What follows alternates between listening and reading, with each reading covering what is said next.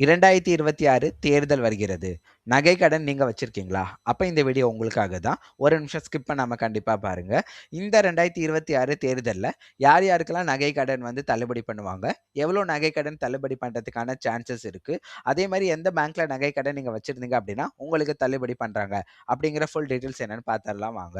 2026 தேர்தல் அப்படிங்கிற பேச்சு ஆரம்பிச்சோனே, சோசியல் மீடியா ஃபுல்லாவே பார்த்தீங்க அப்படின்னா, எலக்ஷனுக்கு முன்னாடியே கோல்ட் லோன் பத்தின அறிவிப்பு வரும். எல்லாரும் காத்துக்கிட்டு இருக்காங்க.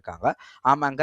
ஏன் அப்படின்னு பார்த்தீங்கன்னா, 2021 தேர்தல்ல எலக்ஷனுக்கு முன்னாடியே நகை கடன் தள்ளுபடி அப்படின்னு ஒரு அறிவிப்பு வெளியிட்டிருந்தாங்க. அதே மாரி இப்போ இருக்கிற திமுக அரசு ஆட்சிக்கு வந்தோனே பார்த்தீங்க அப்படின்னா, 5 சவரன் வரைக்கும் நகை கடன் வந்து தள்ளுபடி பண்றோம் அப்படின்னு அறிவிச்சு, அதையுமே செயல்முறைக்கு கொண்டு வந்திருந்தாங்க.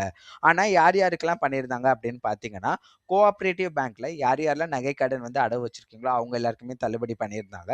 அதே மாரி உங்களோட வருமானம் பார்த்தீங்க அப்படின்னா, ஒரு லிமிட் கொடுத்து ஒரு 5,00,000, 6,00,000, 7,00,000 அந்த மாரி கொடுத்து, அதுக்குள்ள இருக்கிறவங்களுக்கு மட்டும் தான் நகை கடன் தள்ளுபடி அப்படின்னு கொண்டு வந்திருந்தாங்க. யார் யாருக்கெல்லாம் நகை கடன் தள்ளுபடி இல்ல அப்படின்னு உங்களுக்கு மனசுல இப்போ ஒரு கொஸ்டின் வந்துரும். நகை கடன் தள்ளுபடி யார் யாருக்கெல்லாம் இல்ல அப்படின்னு பார்த்தீங்க அப்படின்னா, பிரைவேட் பேங்க்ல நீங்க நகை கடன் அடவு வச்சிருந்தீங்க அப்படின்னா, உங்களுக்கு கண்டிப்பா வந்து தள்ளுபடி பண்ண மாட்டாங்க. கண்டிப்பா பார்த்தீங்க அப்படின்னா, நேஷனலைஸ்டு பேங்க், பிரைவேட் பேங்க் இந்த மாரி பேங்க் டைப்க்கு தள்ளுபடி இருக்காது. ஸோ இத வந்து நீங்க ரொம்ப ரொம்ப முக்கியமா பார்த்துக்கணும். 2021ல ஸ்டாலின் சார் சிஎம்மா வந்த உடனே, அவர் வந்து கோஆப்பரேட்டிவ் பேங்க் இல்ல இந்தியன் பேங்க் அந்த மாரியான நகை கடன்கள் மட்டும் தான் தள்ளுபடி செஞ்சாங்க. அது இல்லாம விவசாய நகை கடனுமே தள்ளுபடி செஞ்சிருக்காங்க. ஸோ இப்போ நீங்க வேற ஏதாச்சும் பேங்க்ல வச்சிருந்தீங்க அப்படின்னா கூட, இப்போ நகை கடன் நீங்க வைக்கணும் அப்படின்னு நீங்க ஆசைப்பட்டா கூட, கண்டிப்பா வந்து கோஆப்பரேட்டிவ் பேங்க் இல்ல விவசாய நகை கடன்ல நீங்க வைக்கலாம். ஸோ அடுத்தது பார்த்தீங்க அப்படின்னா, யார் ஆட்சிக்கு வந்தா நகை கடன் தள்ளுபடி ஆகும். ஸோ இப்போ இருக்கிற நிலைமைய பார்த்தீங்க அப்படின்னா, ரொம்ப டஃப்பா போயிட்டு இருக்குது. அதனால ஏடிஎம்கேவும் சரி, டிஎம்கேவும் சரி, இந்த நகை கடனுக்கான அறிவிப்ப வெளியிடுவாங்க. ஆனா இந்த வருஷம் லிமிட் எவ்வளோ இருக்கும் பார்த்தீங்க அப்படின்னா, 5 சவரன் குடுக்க மாட்டாங்க. ரூ. 1,00,000 வரைக்கும் சொல்லலாம். இல்ல அப்படின்னா 1 சவரன், 2 சவரன் வரைக்கும் சொல்லலாம். ஏன் அப்படின்னு பார்த்தீங்கன்னா, முன்னாடி 1 சவரன் 35,000த்துல இருந்துச்சு 2021ல தள்ளுபடி பண்ணப்ப. ஆனா இன்னைய நிலைமைக்கு 1 சவரன் பார்த்தீங்க அப்படின்னா, 1,15,000லேருந்து 20,000 வரைக்கும் வித்துட்டு இருக்காங்க.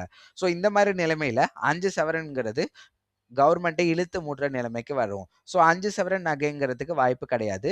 மோஸ்ட்லி பார்த்தீங்க அப்படின்னா, ரூ. 1,00,000 வரைக்கும் உங்களுக்கு நகை கடன் தள்ளுபடி பண்றதுக்கு சான்சஸ் இருக்கு. ஆனா இன்னும் டிவிகேலேருந்து பார்த்தீங்கன்னா, இத பத்தின அஃபிஷியல் இன்ஃபோ எதுவுமே வரல. இத பத்தின இன்ஃபர்மேஷன் வரதுக்கும் நெறைய சான்சஸ் இருக்கு. இன்னும் டைமும் நமக்கு இருக்கு. ஸோ இந்த மாரி டீட்டெயில்ஸ் வேணும் அப்படின்னா, கண்டிப்பா செக் பண்ணிட்டு பாருங்க. அதே மாரி யார் யாருக்கெல்லாம் தள்ளுபடி பண்ண அதிக வாய்ப்பு இருக்கு, யார் யாருக்கெல்லாம் தள்ளுபடி பண்ண குறைவான வாய்ப்பு இருக்கு அப்படிங்கிற டீட்டெயில்ஸுமே நான் நம்மளோட சேனல்ல இந்த பேஜ்ல குடுத்துட்டேன். கண்டிப்பா இந்த பேஜ ஒரு தடவ ஸ்கிரீன்ஷாட் எடுத்துட்டு, இனிமேல் நீங்க நகை கடன் வைக்க போனாலும், இந்த பேங்க்ல கொண்டு போய் வச்சீங்கன்னா, உங்களோட நகை கடன் ஈஸியா தள்ளுபடி ஆகும். ஸோ இந்த மாரி வேற ஏதாச்சும் டீட்டெயில்ஸ் வேணா கண்டிப்பா சப்ஸ்கிரைப் பண்ணிட்டு பாருங்க. நான் அடுத்த வீடியோல எப்படி நகை கடன் வைக்கிறது, என்ன டீட்டெயில்ஸ் அப்படிங்கிற ஃபுல் டீட்டெயில்ஸ் ஷேர் பண்றேன். உங்களுக்கு ஏதாச்சும் கேள்விகள் இருந்தா கமெண்ட்ல கேளுங்க. பாய் பாய்.